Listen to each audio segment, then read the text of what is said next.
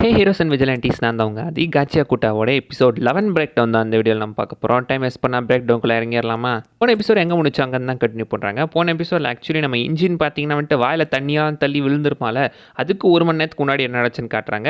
அது நல்லா இருந்துச்சு, அந்த ஸ்கிரிப்ட் பிளே நல்லா இருந்துச்சு. லைக் அப்படியே ஒரு மணி நேரம் ரிவர்ஸில் போய் என்ன நடக்குதுன்னு காட்டினாங்கன்ற மாதிரி நல்லா இருந்துச்சு அதை பார்க்குறதுக்கு.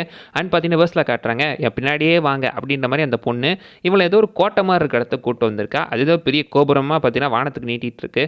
இதுலேருந்து ஸ்பியருக்கு போக முடியுமா அப்படின்னு ரூடை வச்சுட்டு இருக்க. மற்றவங்களாம் பாலைவனத்துக்கு நடுவில் எப்பூரா அப்படி ஒரு இடம் வந்துச்சு, அதை நம்ம கவனிக்கவே இல்லையே அப்படின்ற மாதிரி பார்த்துட்டு இருக்காங்க. அண்ட் இப்போ எல்லாருமே பார்த்தீங்கன்னா மேலே டாப் ஃப்ளோருக்கு போயிட்டு இருக்காங்க, மேல் மாடிக்கு. அங்கே தான் பார்த்தீங்கன்னா அந்த பொண்ணு தங்கிட்டு இருக்கலாம். ஏமோ உங்களெல்லாம் அங்கே கூட்டு போயிட்டு இருக்கா. ஆக்சுவலி இந்த பொண்ணோட பேர் ஏமோ. ஸோ அந்த பொண்ணு அவங்களெல்லாம் கூட்டு போயிட்டு இருக்க. உங்களோட முகத்தை பார்த்து பேசினா தான் நல்லாயிருக்கும், உங்களோட முகத்தை காட்டுங்க அப்படின்ற மாதிரி அவங்களோட முகத்தை காட்டுறதுக்கு அந்த பொண்ணு சொல்லிட்டு இருக்கா. அவங்களுமே பார்த்தீங்கன்னா முகத்தை காட்டி காட்டுறாங்க. எல்லாருமே பார்க்க நல்லா இருக்கீங்க, அழகாக இருக்கீங்க இருக்கீங்க அப்படின்ற மாதிரி பார்த்தீங்கன்னா அவங்க எல்லாத்தையும் பாராட்டிக்கிட்டு இருக்கா. ஸோ இந்த இடத்துல பார்த்தீங்கன்னா இந்த பொண்ணு வந்துட்டு இவங்களை வழி சொல்கிறதுக்கெல்லாம் கூட்டு வரல, ரொமான்ஸாக டாக் பேசுறதுக்காக கூட்டு வந்திருக்கா. அவங்களாம் வேலையை நினச்சிட்டு சீரியஸாக தான் இருக்காங்க. இந்த மேலேருந்து கீழே வர வழி, ஸ்பியருக்கான வழி உங்களுக்கு தெரியுமா அப்படின்ற மாதிரி அதைத்தான் அவங்க கேட்க பார்க்குறாங்க. பட் அந்த பொண்ணு உங்கள் க்ரஷ் கிட்ட என்ன எதிர்பார்ப்பீங்க, அது பிறகு லவ் என்ன பண்ணுவீங்களா அப்படின்ற மாதிரி அந்த பொண்ணு பார்த்தீங்கன்னா ரொமான்ஸாக பேசிக்கிட்டு இருக்கா. நீ இப்படி தான் பேசுவியா அப்படின்ற மாதிரி அவங்களாம் அங்கே பார்த்துக்கிட்டு இருக்க.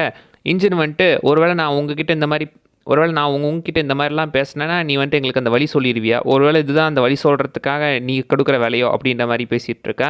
ஏன்னா இந்த மாதிரி பார்கெயின் பண்ணால் தான் வந்து இந்த மாதிரிலாம் தகவல் கிடைக்கும் அப்படின்னு நான் கேள்விப்பட்டிருக்கேன் அப்படின்னு சொல்கிறான். இதை எங்கே கேள்விப்பட்டான் அப்படின்னு தெரில. இதை கேட்டு அந்த பொண்ணுக்கு காண்டாயிடுச்சு.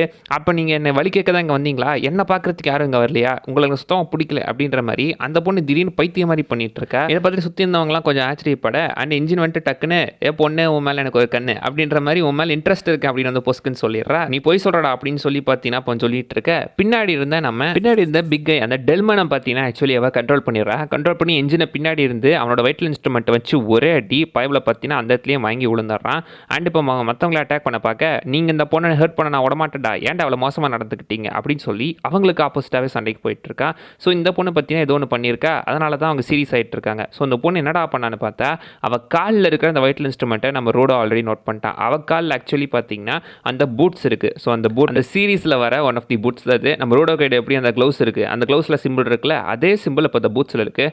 ஸோ ஏமோ கிட்ட இந்த சீரீஸோட அந்த சீரீஸில் வரக்கூடிய பூட்ஸ் இருந்துட்டு இருக்கு, ரோடோ கிட்ட க்ளவுஸ் இருந்துகிட்டு இருக்கு. ஸோ இப்போ அவள் அந்த பொருளை யூஸ் பண்ண அதன் மூலமாக தான் டெல்மானை பார்த்தீங்கன்னா எப்படியோ அவன் மைண்ட் கண்ட்ரோல் பண்ணியிருக்கா.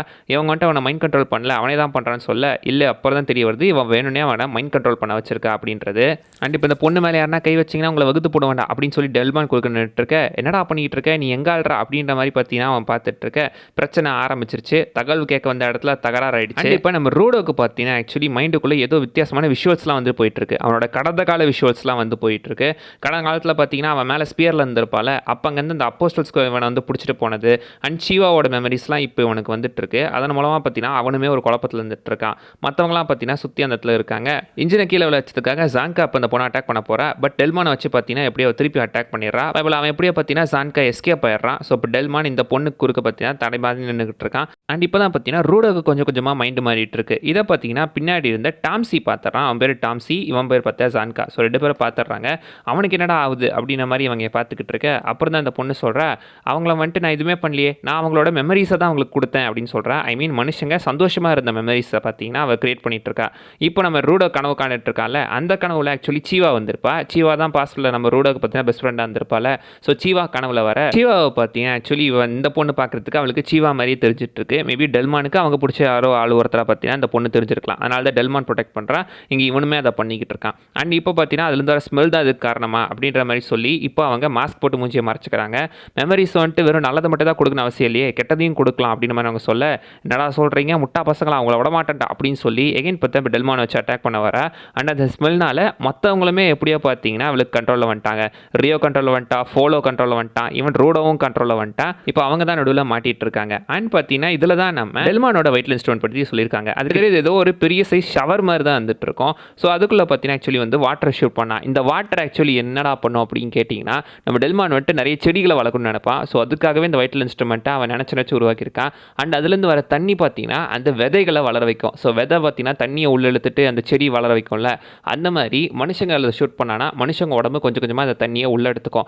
ஸோ தண்ணி உள்ள கொஞ்சம் கொஞ்சமாக அந்த ஃப்ளூயிட் எக்ஸ்பேண்ட் ஆக பலூனுக்குள்ளே அதிகமாக அதிகமாக தண்ணியை சேர்த்தா என்ன ஆகும், வெடிச்சிரும். அதே மாதிரி இது தண்ணி யார் உட்படுத்தோ அவங்களோட உடலுமே வெடிச்சிரும். அந்த மாதிரி என்னோட உடம்பு வெடிக்க போதா அப்படின்ற மாதிரி பார்த்தீங்கன்னா அவங்க பார்த்துக்கிட்டு இருக்க. ஸோ சுற்றி இவங்க எல்லாத்தையும் ரவுண்டு கட்டிட்டாங்களா. ஃப்ரெண்ட்ஸ் மேலாம் என் வைட்டல் இன்ஸ்ட்ருமெண்ட் யூஸ் பண்ணக்கூடாதுன்னு அப்படின்னு டாம்சி சொல்லிக்கிட்டு இருக்கான். ஆனால் இப்போ வேறு வழியில் போல அது யூஸ் ஆகணும் அப்படின்ற மாதிரி அவன் கையிலேருந்து வைட்டல் இன்ஸ்ட்ருமெண்ட்டை வெளியே எடுக்கிறான். அத்தோடு இந்த எபிசோட முடிக்கிறாங்க.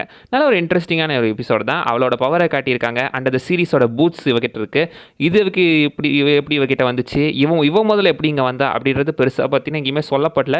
பட் ஸ்டில் சம்திங் இல்லை, ஏதோ ஒரு விஷயம் இருக்குது. அடுத்த எபிசோட் பிரேக் டவுனில் மீட் பண்ணலாம். அது வரைக்கும் பை பை.